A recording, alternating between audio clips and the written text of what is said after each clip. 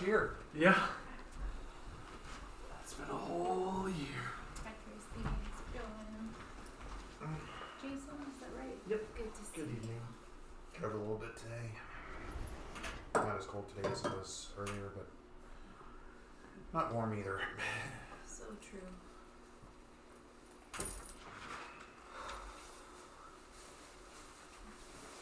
Alright. I think we can begin-ish. First off, did everybody have a good Christmas break? We all made it here, so I guess the snow didn't keep us too snowed in. I was not part of the group that got stranded on Grandview. Good. That's pretty crazy. 73 It is icy enough that they canceled ice hockey games. So, I couldn't get out of my run that weekend. Does Uber close down, or do they just let you take your life in your own hands? That's up to you. You want to get out there. I can go on the clock, but if I can't get to a place, I can't get to a place. But they don't like say no, this isn't available in your area right now. If I'm not on the clock, they don't care about me. Right. if somebody's on the clock, then they'll take the order. Right. Same with shipped. When the snowstorms happened down in Texas, one of the ship delivery drivers got stuck at somebody's house and ended up spending Christmas with a random family because they couldn't get out of their driveway. So that was pretty funny.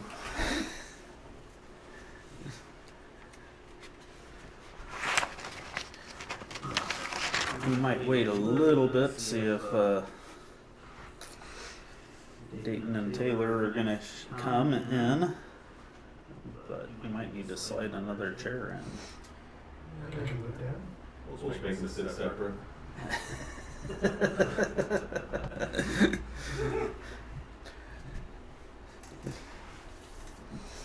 I'll get chairs if they need them. Did you get any fun gifts?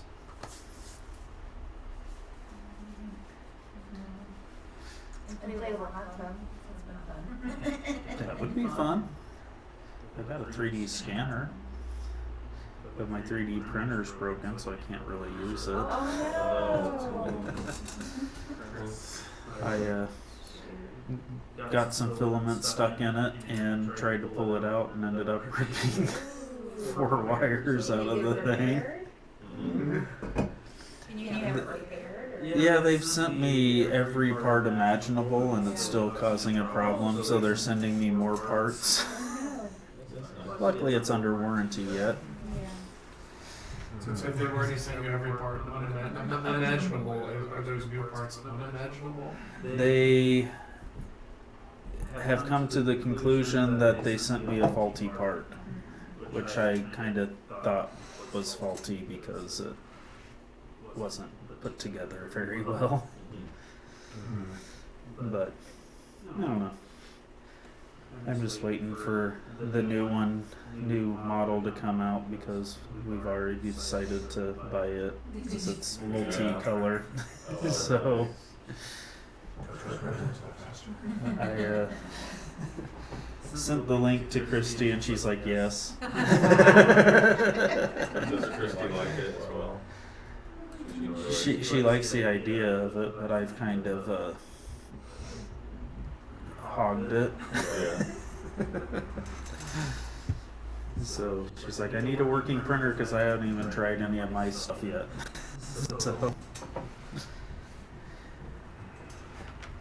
So we'll see if it gets replaced or gets working again. So somebody watching online. Hello, somebody watching online. So we'll go ahead and get started. So we are doing Who Are Friends again because in our month-long break, I forgot what week we were on. is supposed to be finding answers together, but nobody gave me any questions, so might as well just move on. I'll come back to it later. Yep, 2 weeks. So we're still kind of in the Declaration of Faith. So we've talked about most of them. Now we're kind of getting into the ones that are a little more unique to Friends, I guess, and somewhat silly. So somewhat silly, but they are still meaningful, and it's important to know what they are and what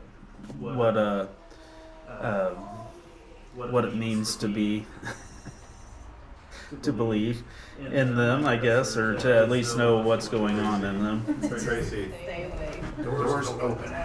It's like you'll go back there. Yeah. He lives in a house full of boys.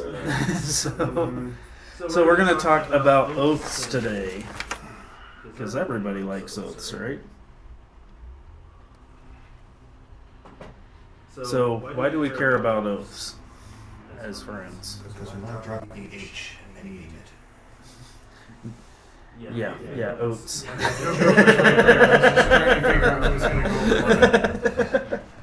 Good one. Quaker oats.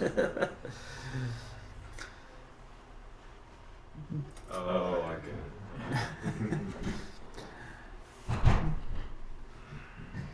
it. So I just have an exit, that's all. So this is what the Richmond Declaration says. It says we hold it to be the inalienable privilege of the disciples of the Lord Jesus that his statements concerning matters of fact within his knowledge should be accepted under all circumstances as expressing his belief as to the fact asserted. I lost my place because I heard a door open. It's Dayton and Taylor. Oh no, you guys can go grab a chair. We're gonna sit in the back over here. There's like 3 chairs now. Now we got 2 rows, Jared. You got 2 rows, my goodness. Okay. Block you guys in. The lawyers are here so we can really talk about oaths.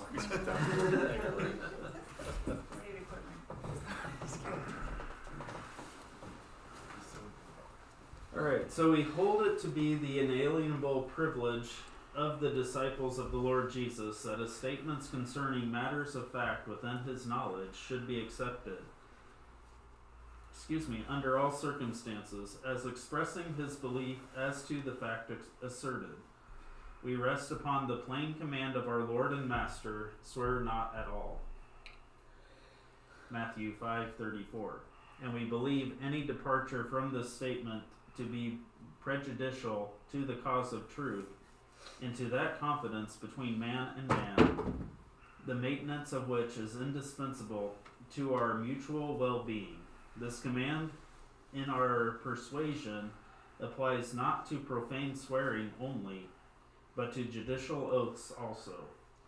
It abrogates any previous permission to the contrary, and is, for the Christian, absolutely conclusive. So, what does that mean to us?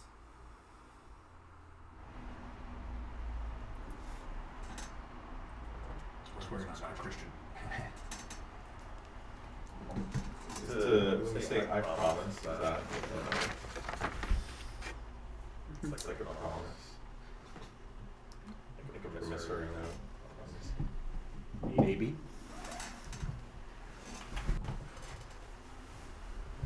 That's basically what an oath is, isn't it? It's a fancy promise. Oh, we'll get to that, don't worry. So our faith and practice goes a little deeper into what they mean by that. So the Richmond Declaration was on what, page 100? Is that what it was? 90? 90? Yep. Okay. So on page 17 on my computer copy, which obviously is not the same as the written copy, it says oaths. Friends seek to evidence Christian holiness by conducting their personal, family, business, and civic responsibilities with honesty. Personal integrity includes consistency of speech. In allegiance to Christ and obedience to his clear command, friends refrain from profanity of speech and from swearing to legal oaths, as found in Matthew 5:33 through 37 and James 5:12. And the person on YouTube is Michael J, and he wrote in the chat that those two references as well, because Michael's way ahead of me. So one should tell the truth whether under oath or not. A form of affirmation is given in the following paragraph. You do most solemnly and sincerely and truly declare and affirm that the testimony you will give in the cause now in hearing will be the truth, the whole truth, and nothing but the truth. And this you do under the pains and penalties of perjury. We are grateful that the civil authorities have long granted us and all others of like mind the right to this practice. So how many of you have ever had to give testimony in court? Affirmed to the abilities of the military. Yeah. What did they ask you to do when giving testimony in court? Did they ask you to swear, or did they say, do you swear or affirm? Am I the only one that raised their hand? I just assumed their hands were up. No, they asked me to swear or affirm that everything I said was true and accurate and the whole truth. I've actually been giving testimony in court once in all the years that I spent doing asset protection and having to go to court for shoplifting and stuff. It only went to trial once. And many cases.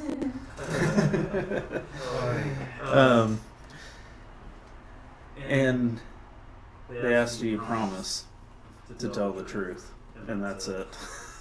That was the whole swearing in process, and it took all the wind out of my sails because I reread this section of the Faith and Practice, so I knew exactly what to say. And they just said, do you promise? And so I was like, yeah. Which the judge kind of shook his head, and it's like, okay, did they do it? Yes. And they're like, okay, guilty, and that was it. I just did the whole court reporting for you right there. So that's the extent of my court experience. So are there other groups that don't take oaths? Or is it just us? I'm sure there are, I'm just not aware of them. Several, actually. Probably Anabaptist groups. Yeah, most Anabaptists don't. Jehovah's Witnesses don't. I think Seventh-day Adventists don't. I might be wrong on that. I have no experience in that. So,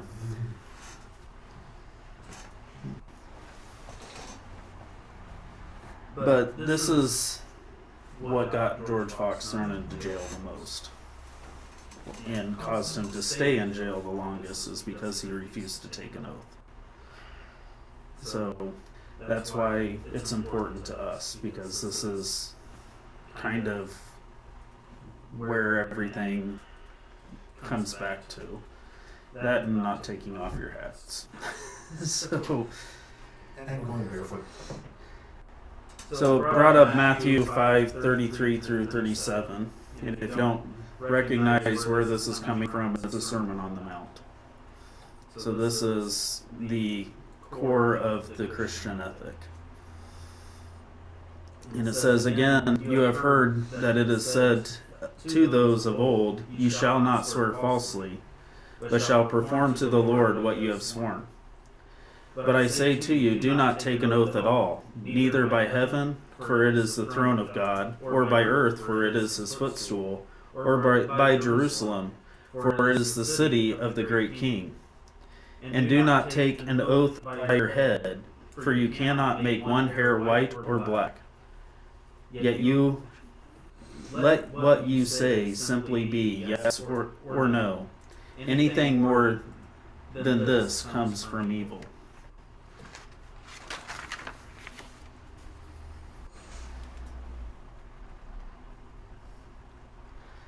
So what do we get out of that in regard to oaths? Yeah. So why would Jesus make such a big deal about it? That he put it in his most famous sermon. Aren't you glad I don't give sermons like Jesus? Because you'd be here for days.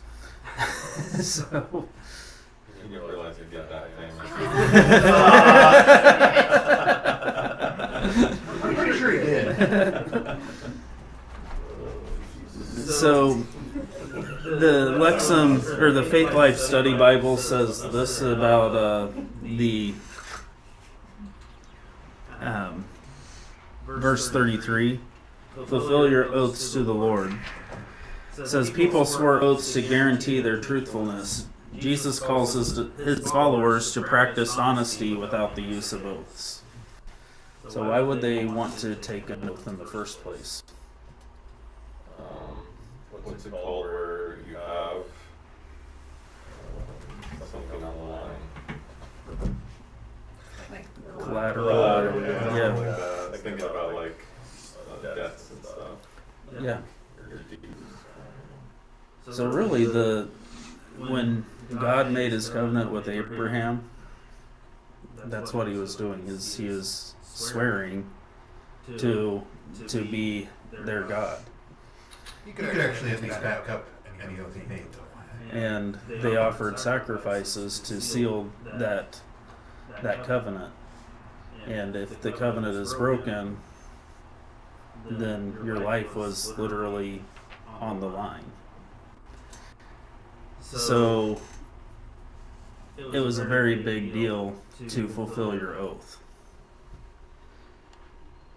And the command that he's referring to is in Numbers chapter 30 verse 7. A man vows a vow to the Lord or swears an oath to bind himself by a pledge.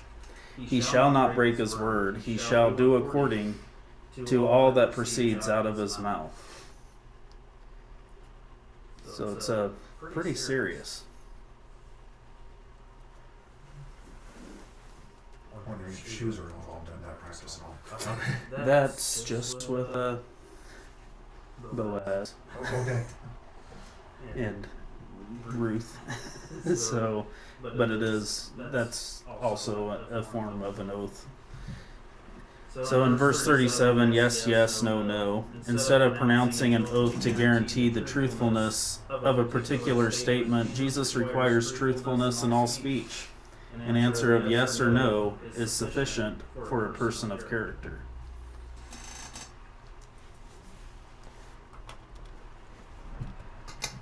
So why do we take oaths? I mean, it seems pretty clear, right? You shouldn't take oaths. Yet we still require them in a lot of cases.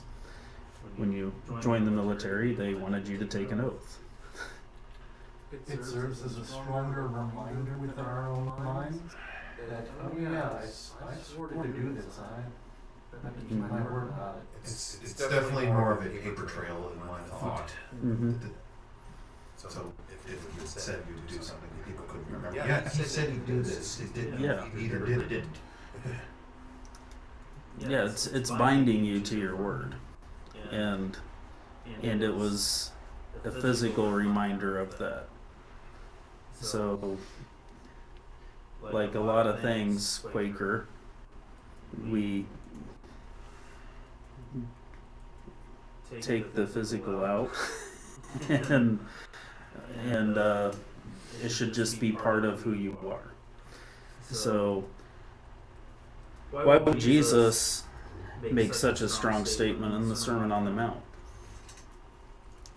Because it definitely was part of their culture to make oaths. Pretty regularly, in fact. Just about any transaction. The deeper meaning is just to be honest, to let your honesty speak for itself, let your reputation of being an honest person speak for itself. Because dishonest people can swear as many oaths as they wish to gain more credibility. And they'll throw away, like, someone claimed that, yes, I swear I will show up to my shift tomorrow.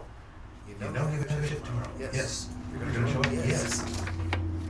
You know it's this time, right? Yes. You know that we could have someone replace you for it if you can't. Yes. Well, I'll show up. And then they don't show up. Yeah. That happens in so many businesses. So yeah, the underlying issue is what we're concerned with. Are you a person of your word or are you not?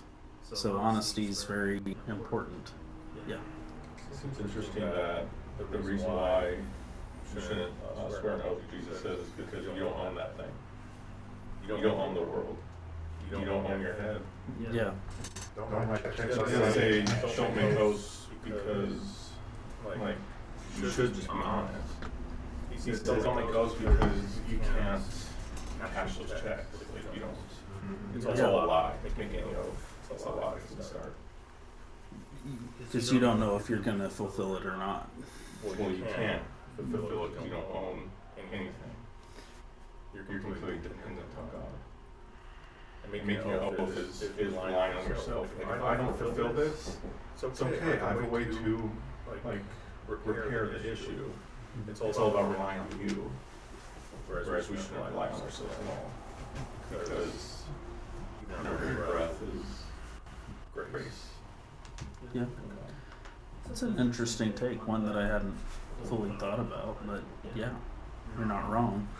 So you got to, what does George Fox say about it?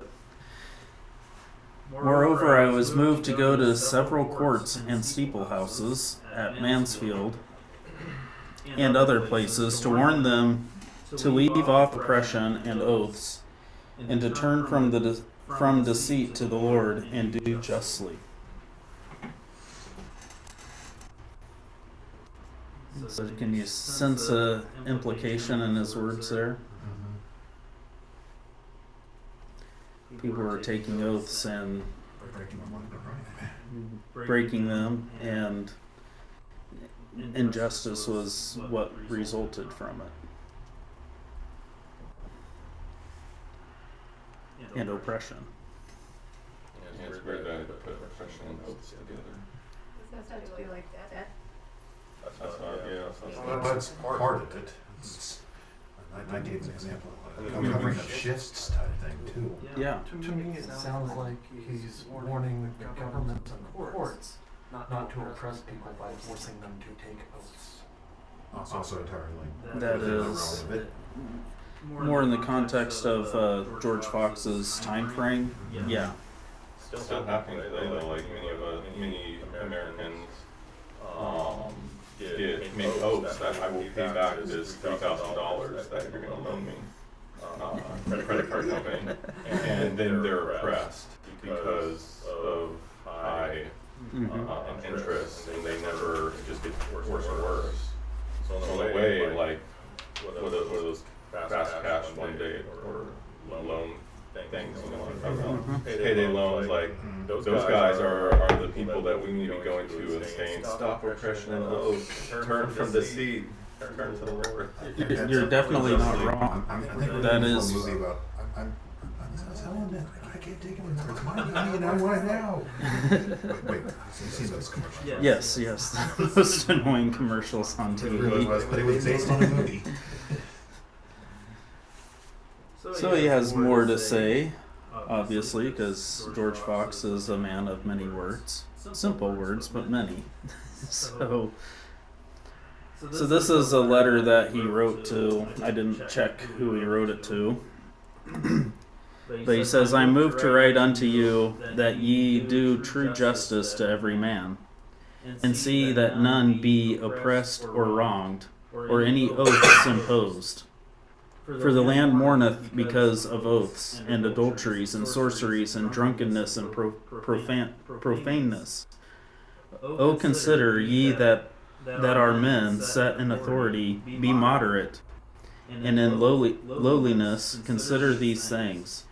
Show mercy to the fatherless, to the widowed, and to the poor, and take heed to rewards or gifts. For they blind the eye of the wise. The Lord doth loathe all such. Love mercy and true judgment, justice and righteousness.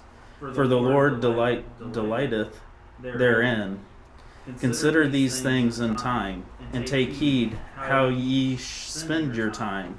Now ye have time, prize it, and show mercy, that ye may receive mercy from the Lord. For he is coming to try all things, and will plead with all flesh as by fire.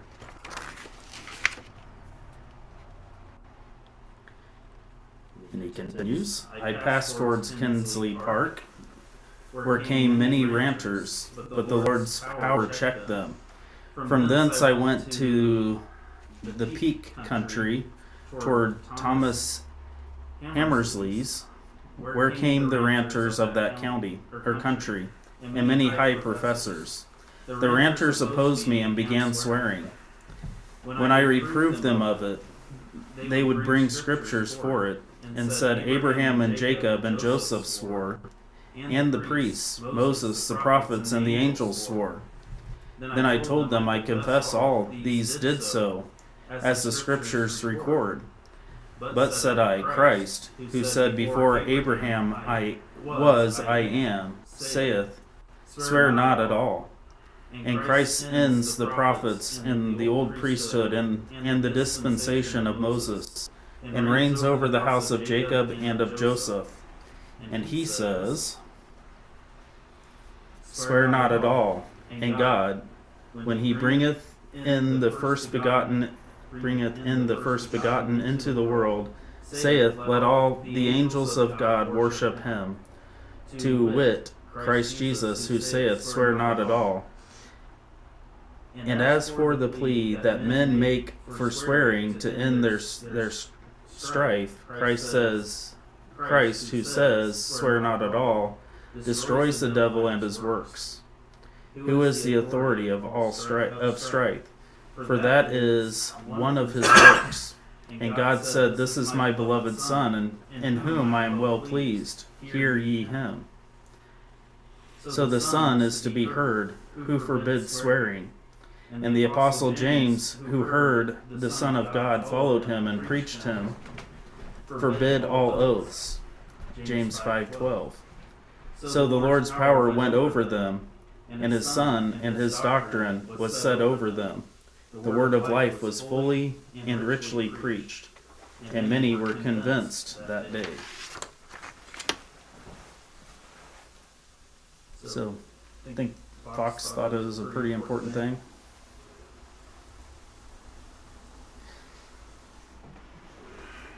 So it really gets down to that, what does Jesus mean when he says it?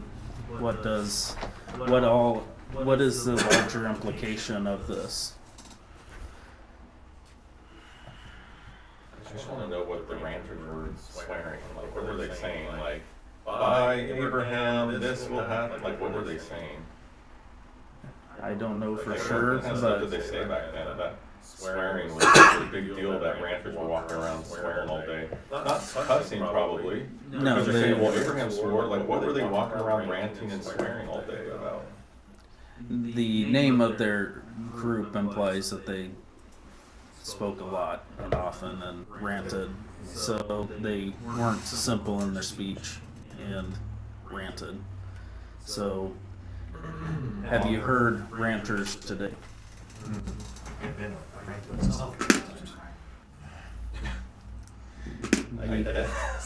Yeah. Evangelical preachers. They're, yeah, some of them, conspiracy theorists, people that People who talk a lot that you don't, that you disagree with. that just don't. Well, they talk. These ranters got a bad rap. They talk, but they aren't necessarily considering what they're saying and the fullness of what they're saying. So when somebody says on TV that you should do this sort of thing,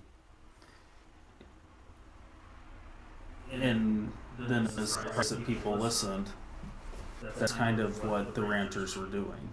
They're using their platform for abuse and to manipulate instead of being mindful of what they're saying. And it can lead to problems.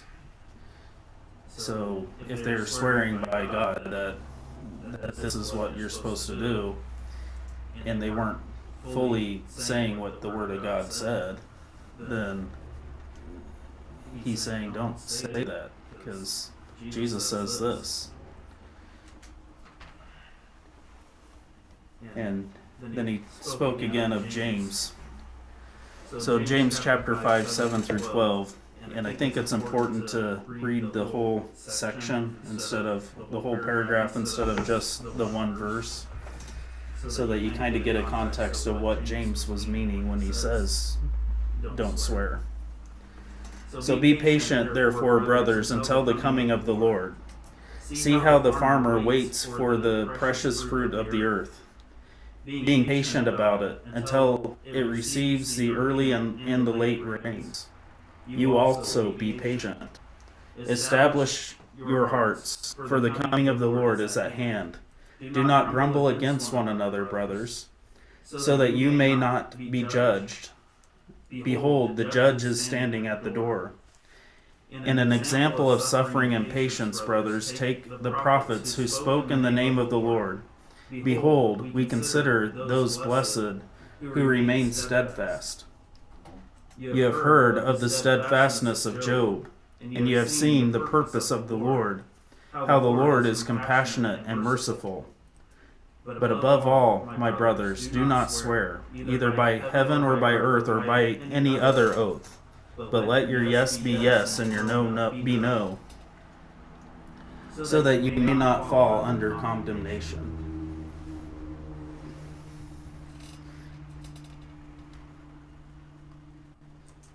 So what's James talking about? It's more than just a simple oath, right? It's about living at peace with one another. And how can you live at peace with one another?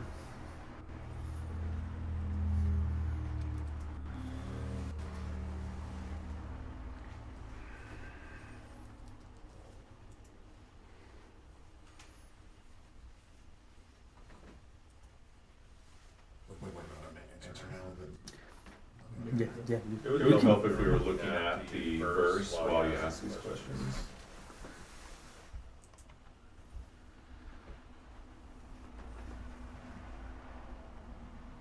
I stand corrected, I still can't do it. I said corrected, my bad. Is it corrected? I said corrected. My stand. Nice to see a Triforce. So he kind of implies this, we want something right away, right? And we want, like the commercial says, it's my money, I want it now. Yeah, patience, how long will that take? So it's, if you go around demanding things from people that you know can't pay it at that moment, what good are you to the larger community?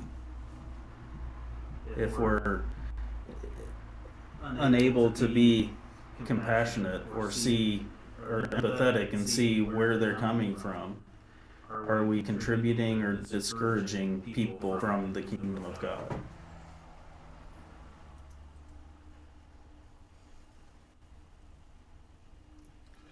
If I don't seem trustworthy, there's no reason to trust. Yeah. and do not grumble against another. I mean, he kind of kicks us all in the gut, doesn't he? So it's so what he's getting at is if you say something, do it so that you have nothing to be held against you. And if you can't do it, then say you can't do it. Don't obligate yourself to something that you can't do. Because that just continues the tension between everyone that's involved with that discussion. And the other way, don't demand oaths from other people. Yeah. Like they're risking it. Yeah, be gracious enough to let them speak openly and freely so that they can express what they can and can't do. People don't like obligations over their heads, so if they're honest to any degree, then they're going to take care of what's owed to what they owe. So, does it always work? No, there's people out there that will take advantage. And how do you handle something like that?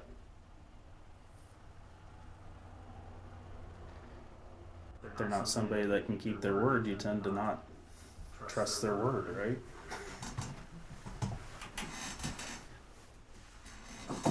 If your kids don't clean their room after they said that they did, you ask them again, did you clean your room? Why do you keep bothering me, Mom? Why don't you trust me, Dad? Well, that's you have to earn that to some degree.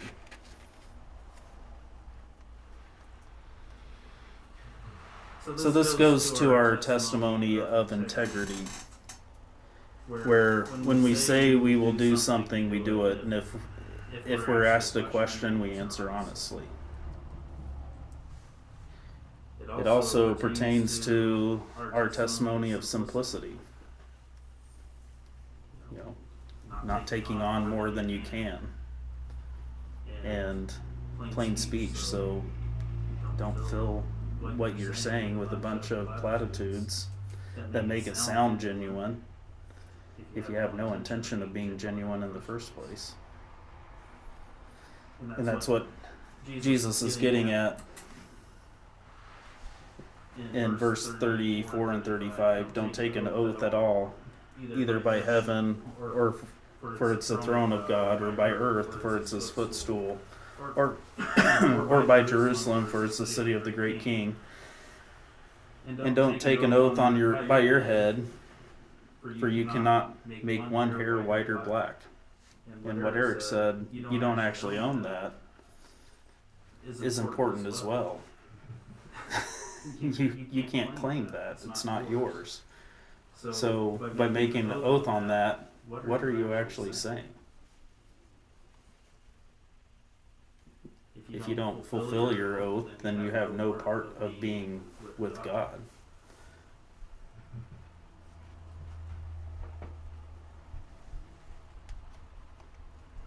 Even simply saying yes or no may not be sufficient to honesty, because the way the other party interprets that yes or no may be seen as some kind of promise.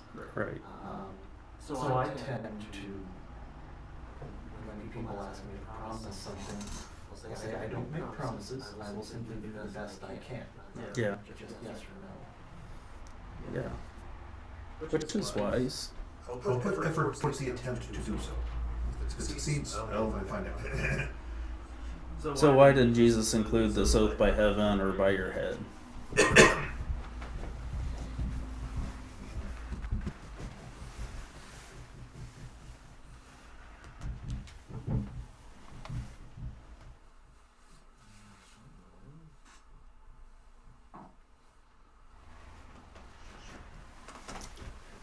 My computer's going slow, that's why I keep checking.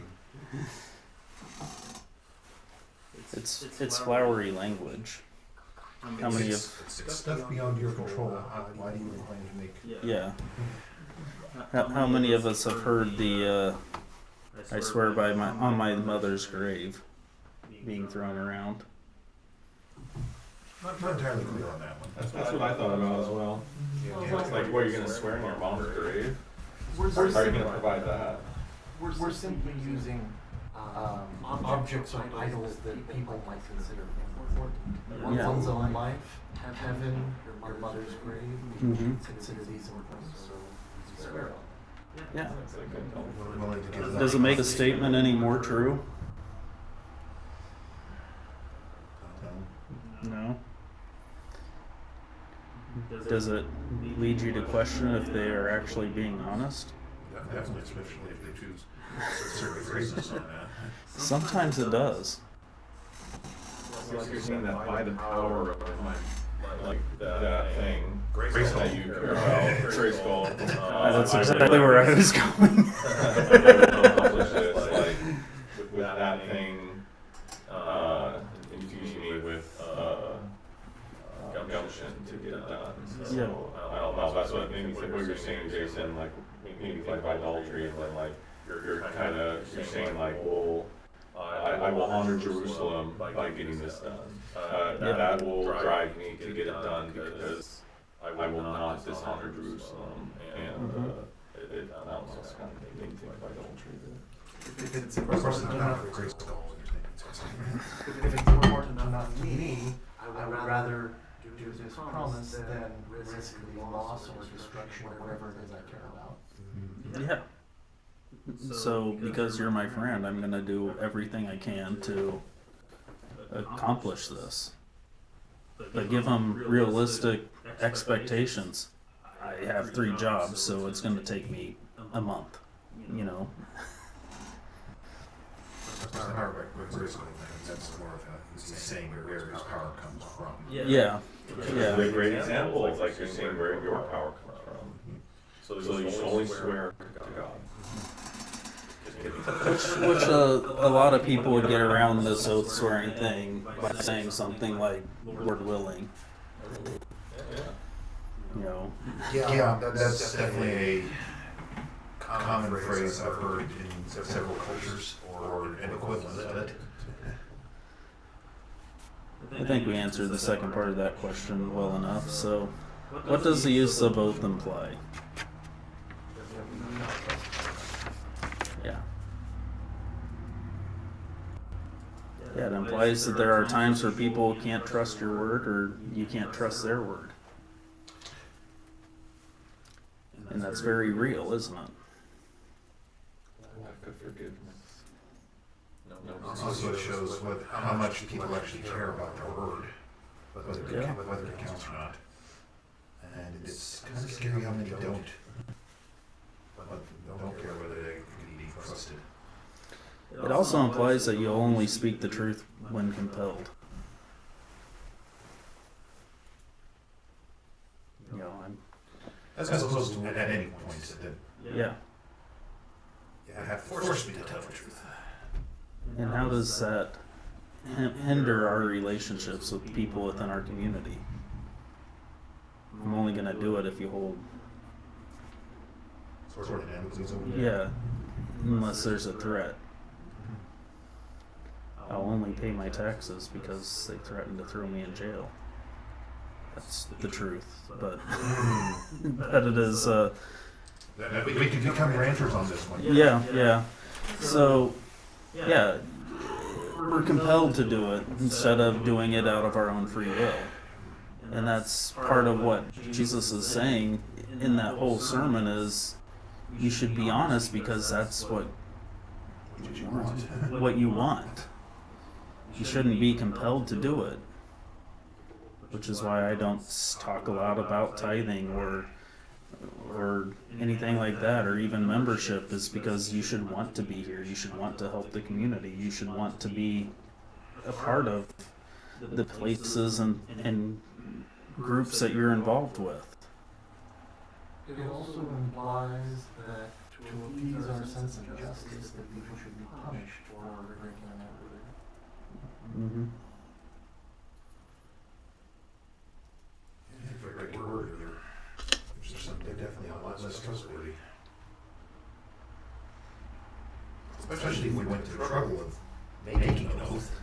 Yeah, which goes back to that whole peace testimony You're just too. making the whole bigger if you do fail on this. You see how all these things kind of connect. They seem kind of ridiculous when they're taken out of context a little bit. Why don't you take oaths? Don't you like being truthful? Well, yeah, I do. That's kind of the point. So Did So- you come from the Essene sect? did what? The no oath policy?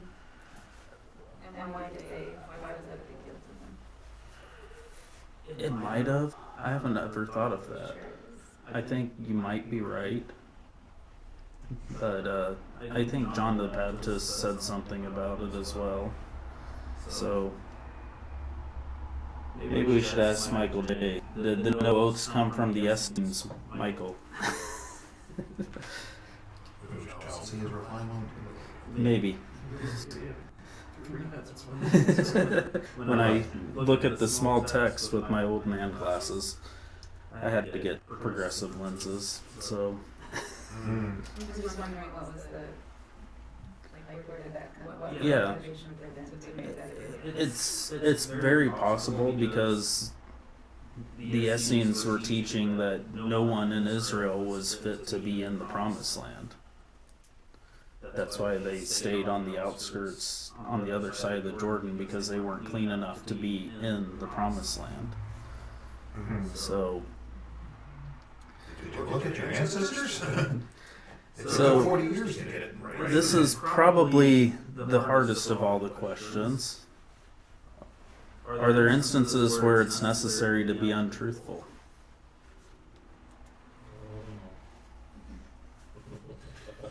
Are we talking about flat out lying or omission of truth or what? Because there are different levels of not telling the whole truth. Yeah. We may swear an oath without realizing what may come in the future where priorities change. In which case, we're required to break our oath in order to fulfill some other more important priority. Yeah, there's ethical dilemma going on every time we speak, really. Can I fulfill this?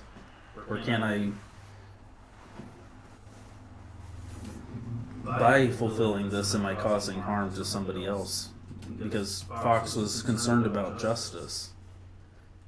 So if complying to that oath would be an act of injustice, can you do that?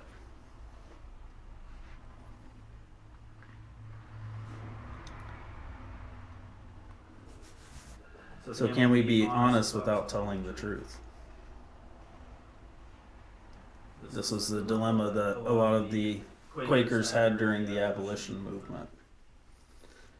How can one, while being questioned by authorities, speak the truth while at the same time attempting to protect lives? Well, Jesus was kind of vague in some of his responses at the time, so. I believe the word for this is equivocation.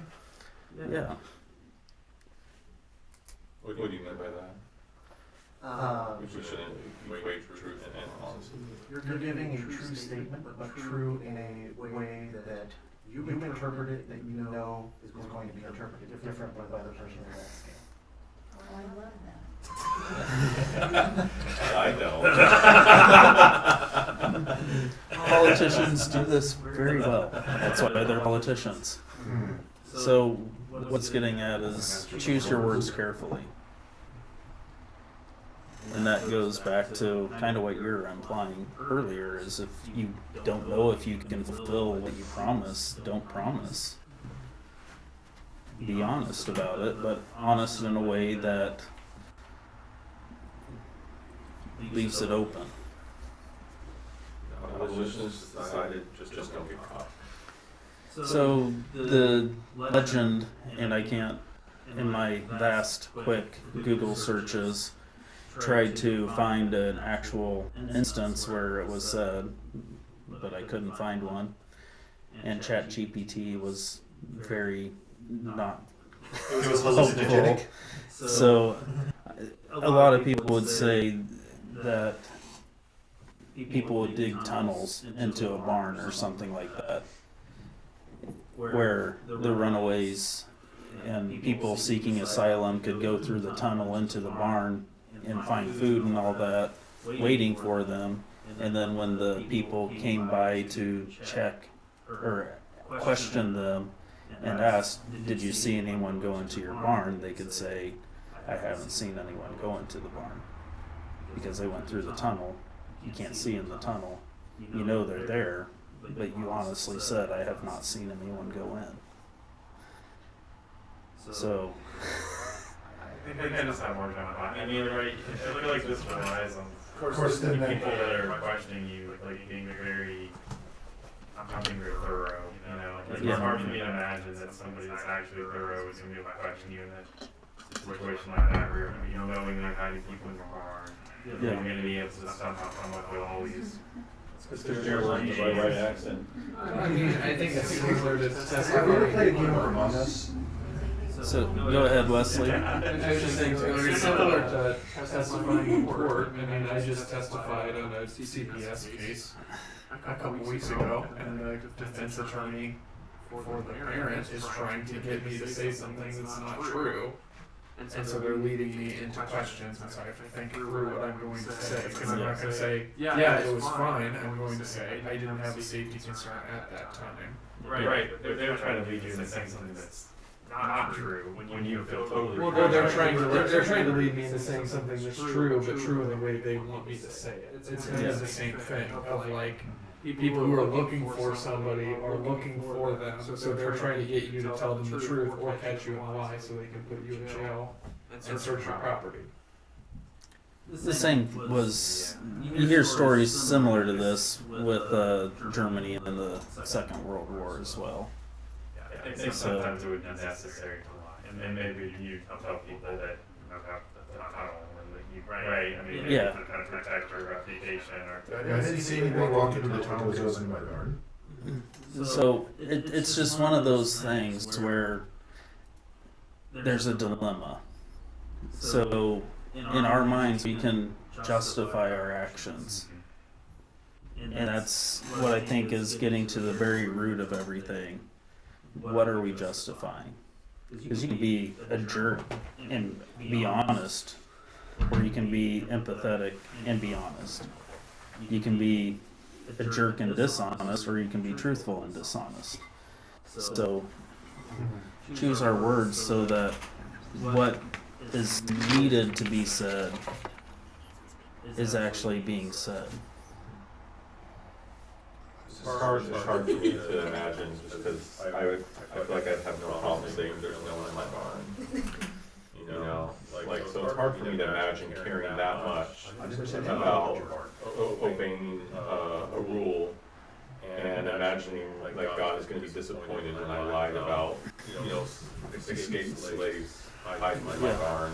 I struggle to imagine the dilemma like that they're having. It's like I don't want to go save that baby over there because I might actually look at the boobs that are on the picture up there. It's like what's the dilemma? Go save the baby. Yeah. And it's a real dilemma in some people's minds. Yeah, I just struggle to Yeah. experience it myself. But the point of it is justice, compassion, mercy, grace. So justice is what Fox was most concerned with. Don't force somebody into something that's unjust, that you know they can't do because that's wrong. So are there other types of oaths? I feel like George Fox was just stared at them silently and let them take him away. I don't think he'd be silent.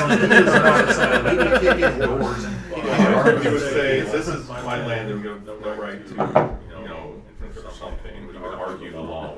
I can't see into my barn. How would I know if anybody's there? There's not a window in there and the door's shut. I can't see in there. The point being, though, he would happily go to jail Oh, yeah. by both not lying but also not telling them that there was someone there. Yeah, he'd protect somebody, I'm sure. And that's what most of them were doing. They were trying to protect and still maintain their honor of truthfulness. So other types of oaths that you may not even think of. I always think of the ones we have to make in order to participate in civilized society, such as lease agreements or mortgage agreements. Yeah. App agreement for every app on your phone. No, I thought that. Alright, who's ready to repent? Do you agree or do you know I definitely scrolled through it. Access to my entire life, they know everything. Now they, but Oh, the good. thing is, now they say scroll to the bottom too, Yeah. so I acknowledge that I scrolled to the bottom. Yeah. So here's an oath that we may not consider.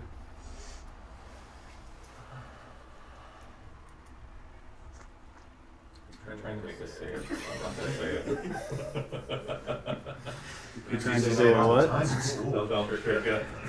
It's like a Quaker game. We're trying to trick each other into Yeah. saying it. Accidentally taking an oath. I know, trick or tricks for trickery. So do we think of this as an oath? Definitely. I've replaced the word pledge with affirm once I learned the concept.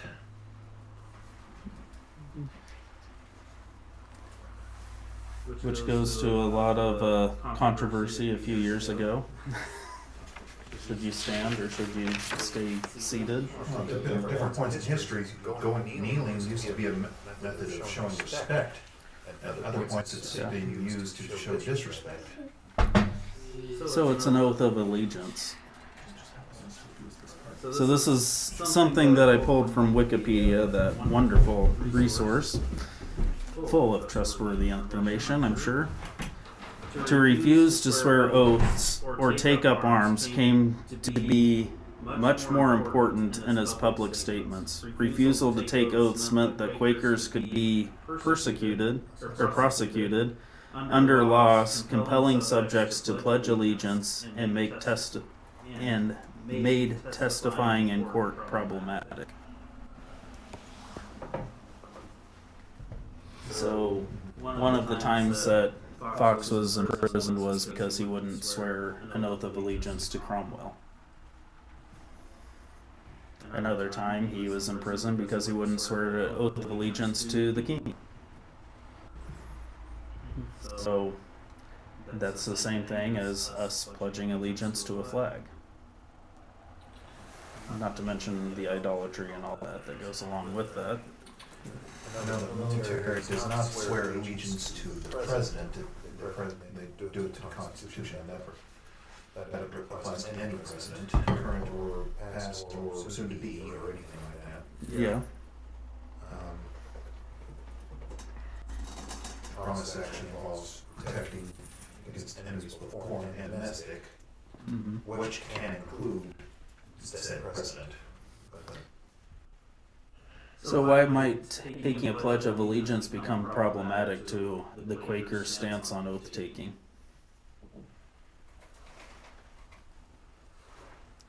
So I pledge allegiance to the flag of the United States of America and to the republic for which it stands, one nation under God, indivisible, with liberty and justice for all.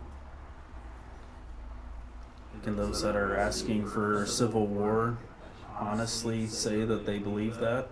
No. If they were actually wanting that, then no. Yeah. If you're wanting to secede from the Union, it's one nation under God, indivisible. Kind of divisible then. So it's problematic. Congress is required to say that oath, the oath that they took to take the office at the beginning of every day, too. So God told George Fox to not take oaths or swear, right? Told all Christians to. Well, I'm not talking about the Bible. I'm talking about like He reached that conclusion. he heard like a voice or a whatever guide him saying not to do that, or was it just taken off the pass? Did God tell him not to do it? I can't remember. He developed this concept through his reading of scripture and contemplating it. Even Christ. Yeah. Are you sure he never got any direction from God? Like you should ensure that you do not take an oath. Just I maybe in the thing you've been He reading. did a lot of reading. I don't remember seeing it before the. I mean, he said that it was. He had a great concern about oath taking, but he didn't really fully say, God told me this. Like I thought you said he had like a sudden realization that Yeah. I should not do this. Like right before. Yeah, I'm gonna go to he, court. he did say that he had Which that's different a than being realization, told. but that could Well, be, had he been doesn't preaching for a long expand. time before that, so if he, I imagine that he'd come across that scripture before, and I'm just wondering, like, did he have a divine intervention moment? He doesn't explain how he was convinced of it. He just says that he had Yeah. he came to that revelation. So, and I mean, he went off and into the fields with his book of scripture to sit silently. So it might have been that that's what he was reading, and he just suddenly realized that what it meant. Yeah, I'm not trying to like, I don't mean like to wonder about it, I just thought it was in there, I thought we were Yeah. in the journal that we do. It is in chapter 2, so I think I remember what you're pointing at. That one. Yeah, so I just don't remember exactly how he worded it. I just feel like there was like a reason why it was such a big deal to George Fox. And I do feel like it was a divinely inspired reason. I don't think it's to inspire honesty though. Like oh yes, honesty. I do really feel like it, like what Aubrey said and what Jason said, like how it's more about not condemning others and forgiving others of oaths and not oppressing. Not oppressing And even like being injustice. stuck into the jail, it's like who cares if he was stuck in jail for a hat? I mean, but it led to the reforming of jails. I mean, it like 2020 hindsight, we can see, oh, okay, that's why he did something that maybe some people thought was silly. Yeah. Not removing your hat.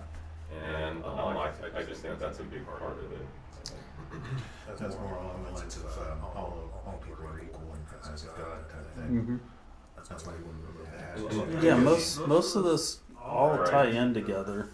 So It's just like how we apply it today, though. Like, personally, I don't mind singing the Pledge of Allegiance, and like, if the country that I pledge my allegiance to says, Eric, go shoot that person, I don't mind saying no to that if I disagree with it. yeah, Which I probably would, but like, to me, it's not about being pristine and pure, never told a lie, but it's more about mercy and freeing the oppressed, forgiving debts, for example. And I think that's what it's really more about than being pristine and pure and not told a lie, because I've never sworn to anything. Therefore, I could have never been, wrong about what I said. I know Quakers usually are conscientious objectors, and there have been times when the military would try to get rid of conscientious objectors. yep. Well, the fact that we make, kids say it from a very young age in school, like, that's definitely like a That's brainwashing. definitely a important concept. Yeah. Institutionalized. So the idea behind it is that pledge is you can say the pledge and not follow it, but what is that saying? So I didn't really mean my pledge. Your word doesn't mean anything to you. So I wouldn't say it doesn't mean anything because I didn't mean my pledge to do whatever the government tells me to. I think it means something in other areas, but I'll maybe say your word means nothing because you didn't follow your pledge of allegiance to America.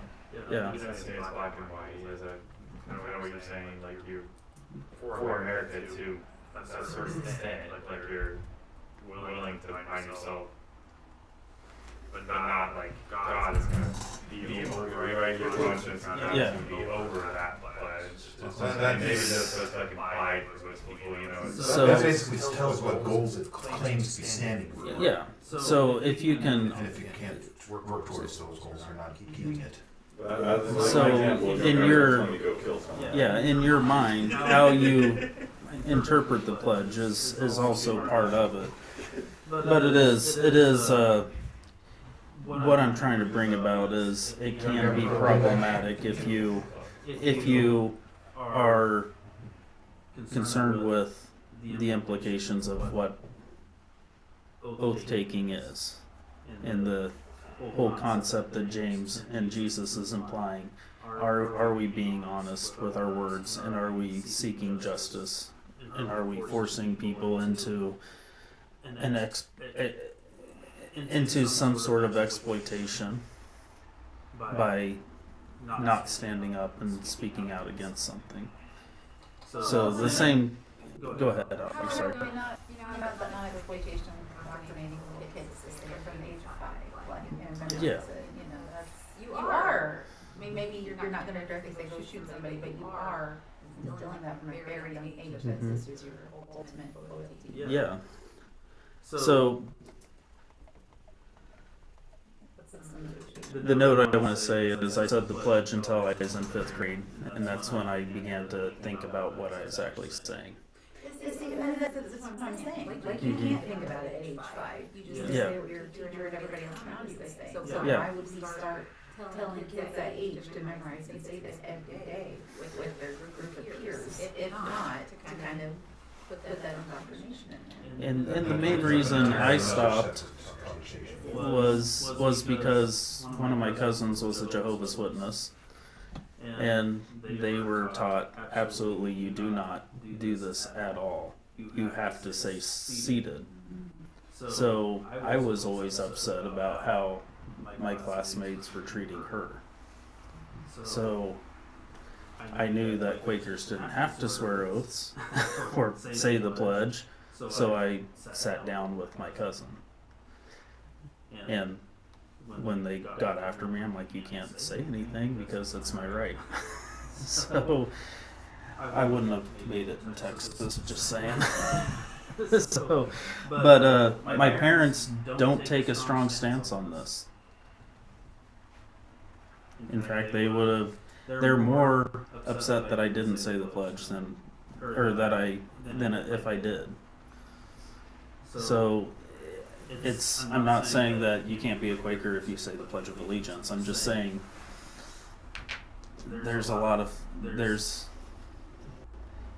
you have to deal with it in your own way.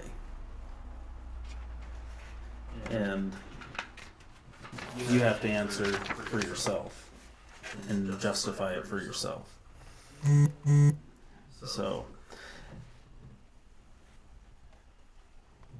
So that I like that you did that, Jared, and I agree with you. I like what Aubrey said too about it is brainwashing our children. But at the same time, I take an oath working for the government, so yeah. Clearly I don't have a problem with taking an oath because I'm not gonna betray the government to China or anything like that. Tracy, so don't. Exactly, yeah. I didn't say which one. I heard that, right? So I guess I was just concerned about how does it apply to us today? Not taking oaths. Beyond okay, I get Aubrey's point, yeah. I don't make my kids pledge allegiance to the flag. And I wouldn't. And so that makes perfect sense to me, but I'm just thinking other ways, how does that apply to But us? if they had grown up going to public school and that's the same thing, we probably wouldn't have thought. Oh, yeah, you're right, I They just wouldn't. would have done it. But if they'd asked, yeah, but if But they'd they asked, wouldn't they have, would they wouldn't have, they've been in a group with their kids. I talked to my parents about it at one point, I don't remember. It wasn't a big deal, so. probably around 5th grade. Right, exactly, so,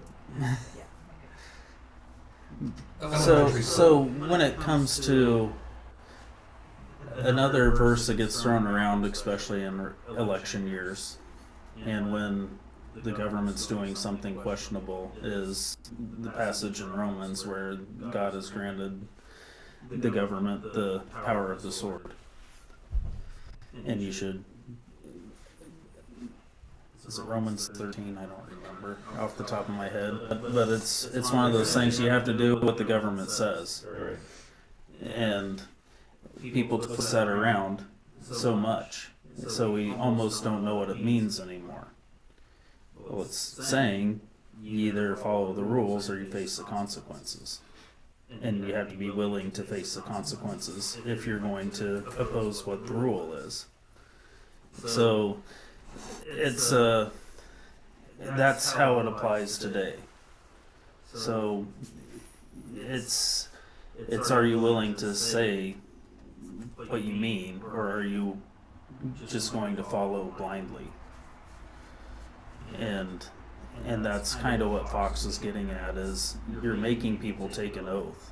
They're unable to fulfill what is being said.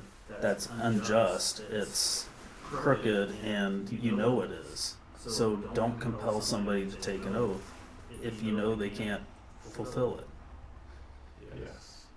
And don't make somebody swear allegiance to the king or do this, because, you know, what if the Cromwell's no longer there?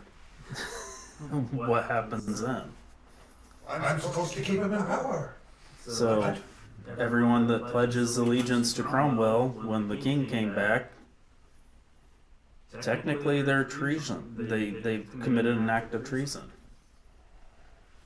So they can be tried. So it's one of those, it's a statement about justice more than anything. And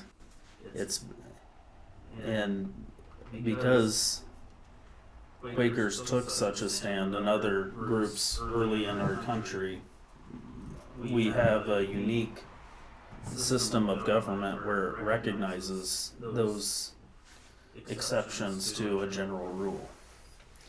Most religious groups have no problem swearing an oath, but there are groups that were very concerned with it, and we allowed for that exception. And not all nations have that. If you don't swear, then you can still be jailed for it. So anyway, are there any, and we'll probably get into, goes into the liberty of conscience and government as well. And also our peace testimony, which I'll probably talk about the next time we talk about this, so, because it all ties together. More about the peace testimony and the theory about peace. And not defrauding the public purse. So, but it is, it all goes together. And it's about living the life that you say you are living, or that you claim you're living. Any questions?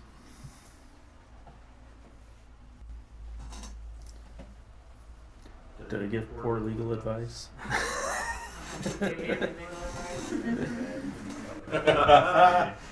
Don't say anything that will get you jailed. So, unless you're willing to go to jail for it.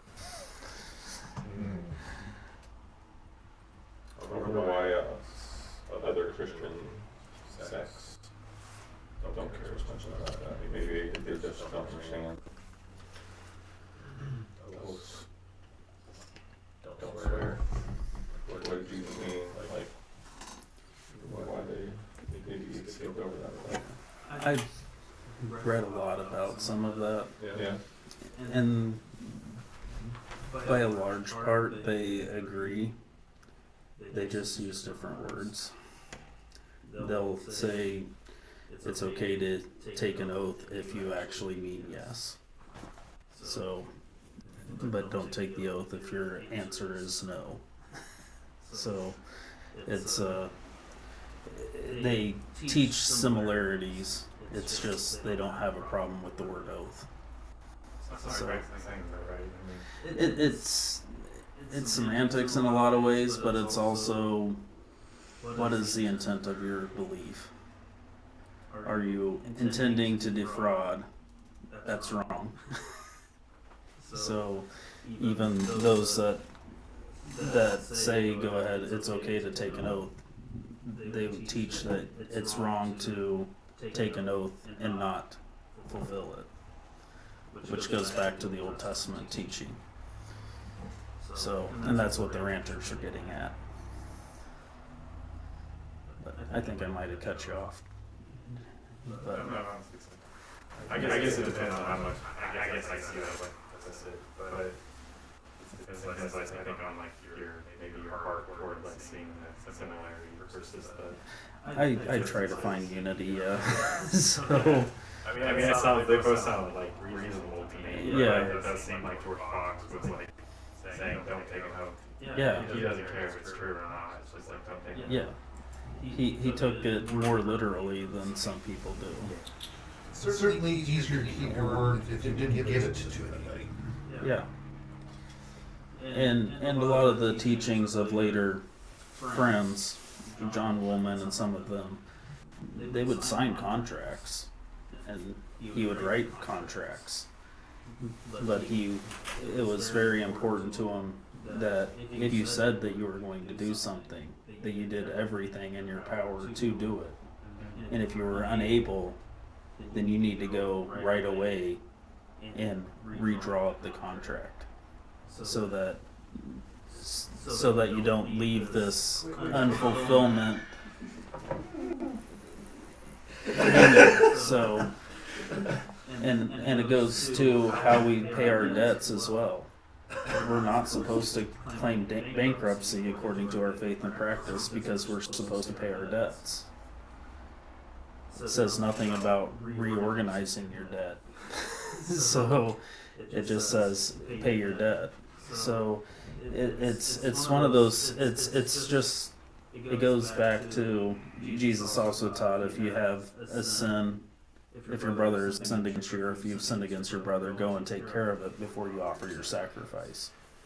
So just don't leave something that you've said undone if you have the power to complete it. What's the Quakers think about the phrase money back guaranteed? Also, IOUs. Are they against IOUs? Which I guess is debt, essentially. We're against not paying back debts.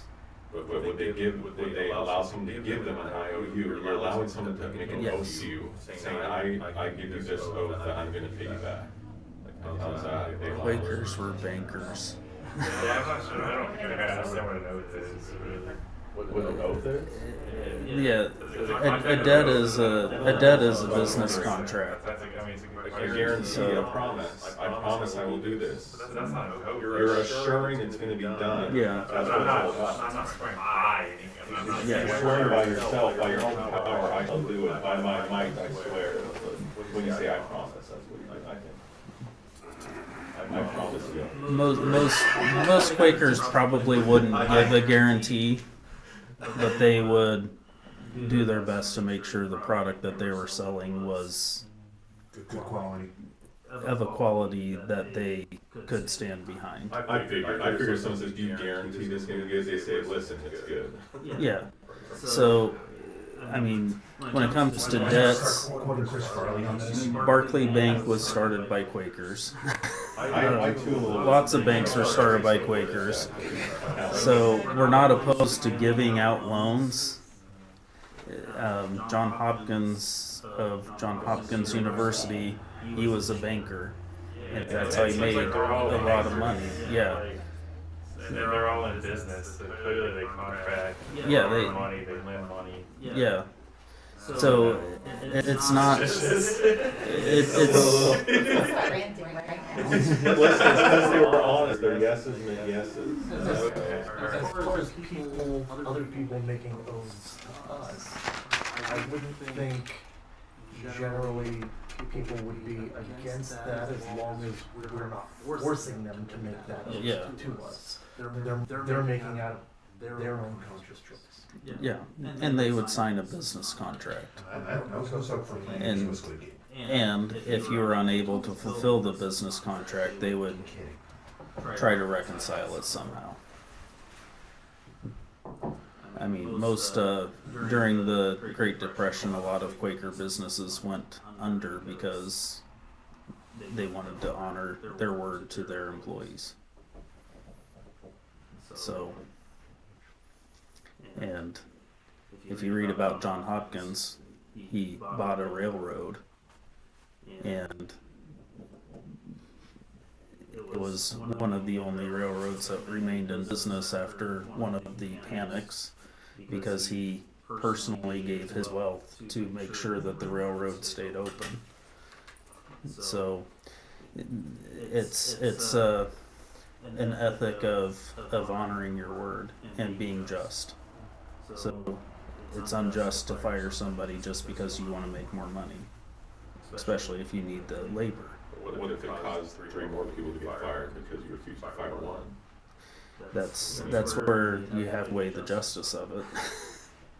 If you're going to force somebody to work the job of 2 people because you want to save money, There's starving, but I mean, John Hopkins, that's awesome. Like, that's somebody showing mercy, like they're giving all that they have just so that people can maintain their livelihood and be able to travel. I mean, that's a good example of what I think, what Jesus was. As far as, I don't know if you care about the nickel and diming, but it is you shouldn't do something without thinking about it deeply first and how your decision's going to affect things. And you still have to make a decision, even if you don't like the decision that you have to make. But Sometimes real life throws us situations that there is no right answer. so that's why I don't speak out a lot against various hot topics, just because you don't know what situation it is. So, and it's best to talk one-on-one with the person going through it and have them explain and help them come to their own sense of what they should do. So just having a blanket statement saying absolutely not, we don't support that, if it's hard to say. And that's why we say we aren't creedal, even though we have this long list of creeds. It's because there are perceptions, and how are you going to deal with that? Sure, it's all about the spirit of the law, not the letter of the law.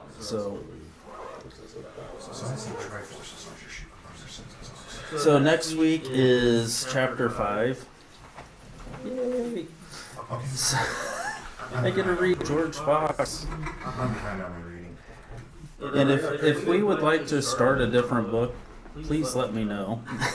Because there are easier books to read.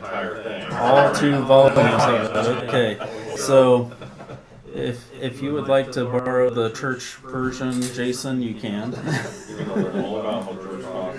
And then in 2 weeks we'll do Finding Answers together. So please ask a question if you would like. So. But anyway, thanks for remembering that we were still doing this after a month break. Christmas and New Year's, And you all have a great week. Thanks, Jared. We'll see you later, Michael. Very, very